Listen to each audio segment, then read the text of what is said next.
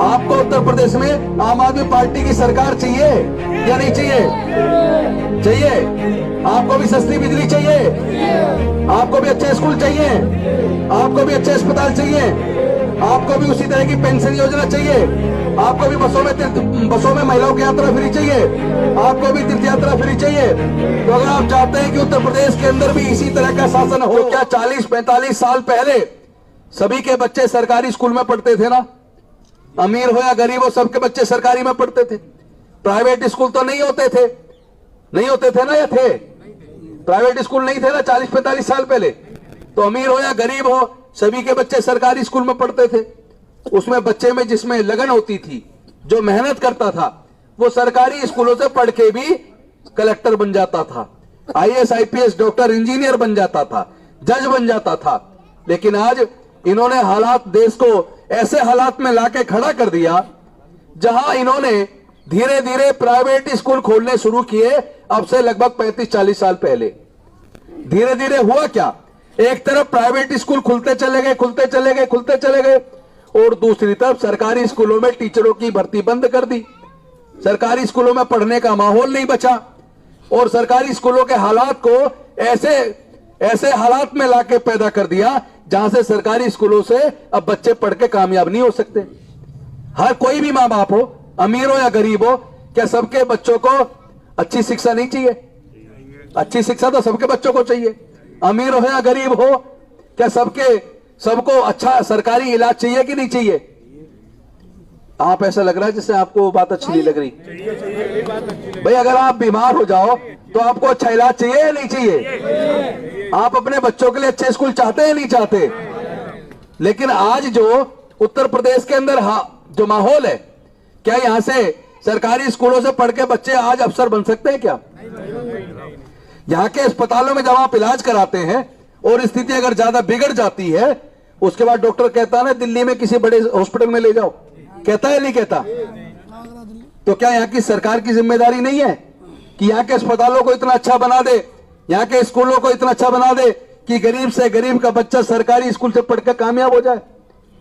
क्योंकि ये जो इन्होंने पब्लिक स्कूल खोले हैं, इन पब्लिक स्कूलों के अंदर जो बड़े पब्लिक स्कूल हैं, उसमें एक बच्चे की फीस का खर्चा, बच्चे की किताबों का खर्चा, उसकी वर्दी का खर्चा, उसका ट्रांसपोर्ट का आने जाने का खर्चा, और सारे पब्लिक स्कूल में पढ़ने वाले बच्चे ट्यूशन भी पढ़ते हैं, उसके ट्यूशन का खर्चा। अगर ये सारे खर्चे जोड़ लिए जाएं तो एक बच्चे की पढ़ाई पर 8 से 10 हजार रुपया महीना कम से कम खर्च होता है। हर परिवार में कम से कम 2 बच्चे तो है नहीं है, मिनिमम 2 बच्चे तो एवरेज निकलेंगे। तो 2 बच्चों की पढ़ाई पर हर परिवार को कम से कम 15 से 20 हजार रुपया खर्चा आता है। मैं आपसे पूछना चाहता हूं, क्या देश में 90% ऐसे लोग नहीं है जिनके पूरे परिवार की इनकम मिला के एक महीने में 10-15 हजार रुपया है? 90% लोग तो ऐसे है ना। तो उनके बच्चे कहां पे पढ़ेंगे भाई? जिनके पूरे परिवार की इनकम, देश के 90% परिवारों के जिनके पूरे परिवार की इनकम महीने की 10-15 हजार रुपया है, क्या वो अपने बच्चों के 2 बच्चों की पढ़ाई पे 15-20 हजार रुपये महीना खर्च सकते हैं? तो उनके बच्चे कहां पढ़ेंगे? सरकारी स्कूल में। इसका मतलब सरकारों ने जानबूझकर सरकारी स्कूलों को मजदूर पैदा करने वाली फैक्ट्री में तब्दील कर दिया ताकि गरीब के बच्चे पढ़ लिख के कामयाब ना बने। मैं आपसे एक बात कहना चाहता हूं, आज चाहे आप सर्वे कर लीजिए, देश के अंदर जितने भी पुराने सीनियर लेवल के IAS IPS ऑफिसर हैं, जितने भी ब्यूरोक्रेट हैं, जितने भी सीनियर डॉक्टर हैं, जितने भी सीनियर इंजीनियर, वकील, जज हैं, अगर आप उनका सर्वे करके देखोगे कि वो किन स्कूलों से पढ़े हैं, तो आपको पता लगेगा 100 में से 99% सारे लोग सरकारी स्कूल से पढ़ के आए। तो उस टाइम सरकारी, चूंकि सबके बच्चे सरकारी में पढ़ते थे, अफसर के भी, नेता के भी, और गरीब आदमी के भी, मजदूर के भी, किसान के भी, तो सरकारी स्कूलों में पढ़ने का स्तर अच्छा था।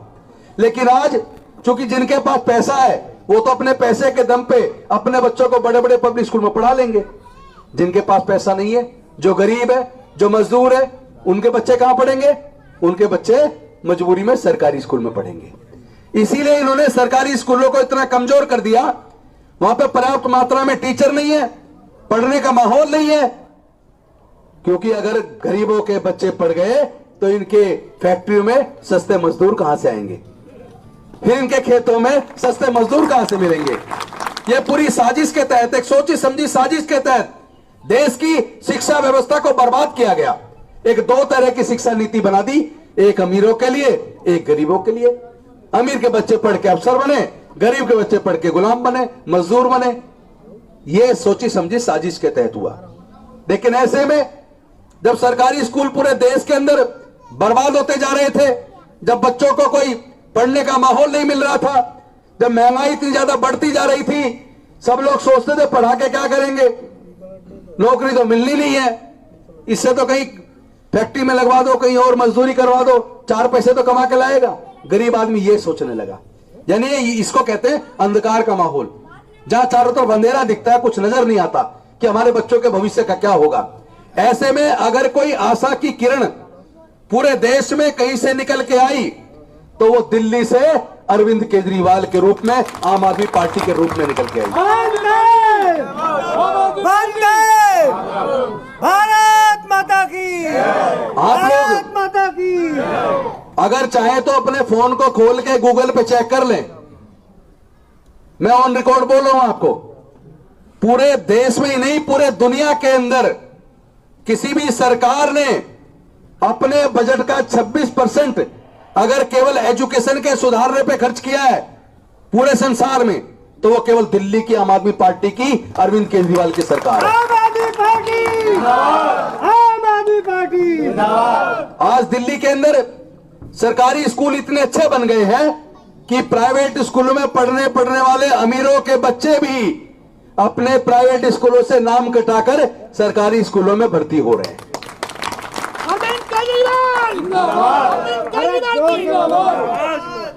आज सरकारी अस्पताल इतने बेहतरीन हो गए हैं और पूरा का पूरा खर्चा दिल्ली की सरकार उठा रही है। दवाई भी फ्री, सारे तरह के टेस्ट भी फ्री, पूरा इलाज भी फ्री। मैं आपसे पूछना चाहता हूं, अगर दिल्ली की अरविंद केजरीवाल की सरकार सरकारी स्कूलों को बेहतरीन बना सकती है, तो क्या उत्तर प्रदेश की सरकार नहीं बना सकती? अगर दिल्ली की सरकार अच्छे इलाज की व्यवस्था, मुफ्त दवाइयां, मुफ्त सारा इलाज की व्यवस्था दिल्ली में कर सकती है, तो क्या उत्तर प्रदेश की सरकार नहीं कर सकती? दिल्ली की सरकार बिजली नहीं बनाती, हम बिजली खरीदते हैं भाजपा शासित उत्तराखंड से, हम बिजली खरीदते हैं भाजपा शासित हरियाणा, हिमाचल प्रदेश की सरकार से, हम बिजली खरीदते हैं भाजपा शासित मध्य प्रदेश की सरकार से। जिन सरकारों से हम बिजली खरीद के दिल्ली के अंदर 200 यूनिट बिजली फ्री दे रहे हैं और 200 यूनिट से ऊपर भी पूरे देश में सबसे सस्ती बिजली दे रहे हैं, जिन प्रदेशों से हम ये बिजली खरीदते हैं, वो भाजपा शासित प्रदेश अपने प्रदेश की जनता को दिल्ली से कई गुना ज्यादा महंगी बिजली दे रहे हैं। इससे आप अंतर कर लो कि आपका कौन सा मॉडल चाहिए। आपको उत्तर प्रदेश का योगी का मॉडल चाहिए, जहां अच्छे स्कूल हैं, ना अच्छे अस्पताल हैं, बिजली महंगी है, डर का माहौल है, लोग डरे हुए हैं, जातीय धर्म में बांट के रख दिया है, और आम आदमी, दलित, पिछड़ा, महिला तो छोड़िए, ऐसी वीडियोस देखने में आई है कि थाने के अंदर घुस के उत्तर प्रदेश की पुलिस वालों को बीजेपी के गुंडे पीट रहे हैं। आपने भी देखी होगी। तो ऐसा बहका वातावरण मैं समझता हूं उत्तर प्रदेश को नहीं चाहिए। उत्तर प्रदेश को कैसा वातावरण चाहिए? उत्तर प्रदेश के लोगों को भी उसी तरह की सुविधाएं चाहिए जो दिल्ली के लोगों को मिल रही हैं।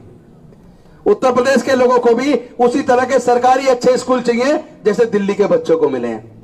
उत्तर प्रदेश के लोगों को भी उसी प्रकार के सरकारी अच्छे अस्पताल चाहिए जैसे दिल्ली के लोगों को मिले हैं। इसके लिए करना क्या पड़ेगा? इसके लिए अब आपको ये जो दमनकारी सरकार है, जो सरकार की गलत नीतियों के खिलाफ बोलने वाले लोगों के खिलाफ रासुका लगा के जेल में डाल देती है, लोगों को मतलब परेशान करने का जो उत्तर प्रदेश का मॉडल है, अब इसको बदल के दिल्ली के अरविंद केजरीवाल के मॉडल को उत्तर प्रदेश में लाना पड़ेगा। मैं आपसे पूछना चाहता हूं, हाथ उठा के बताना ताकि हम लोग अरविंद केजरीवाल जी को बता दें उत्तर प्रदेश की जनता क्या चाह रही है। आपको उत्तर प्रदेश में आम आदमी पार्टी की सरकार चाहिए या नहीं चाहिए? चाहिए। आपको भी सस्ती बिजली चाहिए, आपको भी अच्छे स्कूल चाहिए, आपको भी अच्छे अस्पताल चाहिए, आपको भी उसी तरह की पेंशन योजना चाहिए। आपको भी बसों में महिलाओं की यात्रा फ्री चाहिए, आपको भी तीर्थ यात्रा फ्री चाहिए। तो अगर आप चाहते हैं कि उत्तर प्रदेश के अंदर भी इसी तरह का शासन हो, तो आपको आने वाले जिला पंचायत चुनाव में आम आदमी पार्टी उत्तर प्रदेश में चुनाव की शुरुआत कर रही है। हम लड़ने वाले हैं और इस चुनाव के माध्यम से हम अच्छे अच्छे लोगों को निकालेंगे, पूरे संगठन का निर्माण करेंगे और दिल्ली के जो काम के मॉडल की चर्चा एक एक परिवार तक, घर घर तक पहुंचाएंगे। उसके बाद मुझे पूरा विश्वास है आने वाले 2022 के चुनाव में आप लोग इतने मजबूत हो चुके होंगे, उत्तर प्रदेश के अंदर आम आदमी पार्टी की सरकार बनेगी। अब आपको अपना अच्छा भला सोचना है। मतलब उत्तर प्रदेश की जनता अच्छा चाहती है, आम आदमी पार्टी के सारे कार्यकर्ता बैठे हैं, उत्तर प्रदेश की जनता आपके साथ जुड़ने को तैयार है, लेकिन आपको एकजुट होकर मजबूती के साथ अपने अच्छे अच्छे कार्यकर्ता, चरित्रवान लोग निकालना, बेईमान लोग मत ले आना। कभी पता लगा उन पार्टियों के जो बेईमान लोग थे उनको आम आदमी पार्टी में लाकर ऐसे लोगों को लाकर आम आदमी पार्टी को भी गंदा कर दो। जो अच्छे लोग हो दूसरी पार्टी से आना चाहते हैं, अच्छे लोगों को ले आना, लेकिन चरित्रवान लोगों को लाना। उत्तर प्रदेश के अंदर मैं विश्वास दिलाता हूं, अगर आप सब लोगों ने गांव गांव जाके लोगों को दिल्ली के काम के मॉडल को समझा दिया, दिल्ली के लोगों को जिस तरह की सुविधाएं मिल रही है, अगर वो बातें आपने लोगों को समझा दी, तो उत्तर प्रदेश के अंदर भी आम आदमी पार्टी की 2022 में सरकार बनेगी। एक और अच्छा एग्जाम्पल देके समझाता हूं। जब मैं 2017 में मई में मंत्री बना तो मेरे पास कई सरकारी स्कूलों के बच्चे आए। उनमें कुछ बच्चे कॉलेज के थे, कुछ बच्चे स्कूल के थे। जो स्कूल के बच्चे थे वो अपने अपने स्कूल के टॉपर थे, कॉलेज के जो बच्चे आए थे वो भी अपने अपने कॉलेज के टॉपर थे। उन बच्चों ने कहा सर हम डॉक्टर बनना चाहते हैं, किसी बच्चे ने कहा सर हम जज बनना चाहते हैं, किसी ने बच्चे ने कहा सर हम इंजीनियर बनना चाहते हैं, किसी बच्चे ने कहा सर हम आईएएस बनना चाहते हैं, किसी बच्चे ने कहा सर हम आईपीएस बनना चाहते हैं। मैंने कहा फिर समस्या क्या है, बनना चाहते तो मेहनत करो तो बन जाओगे।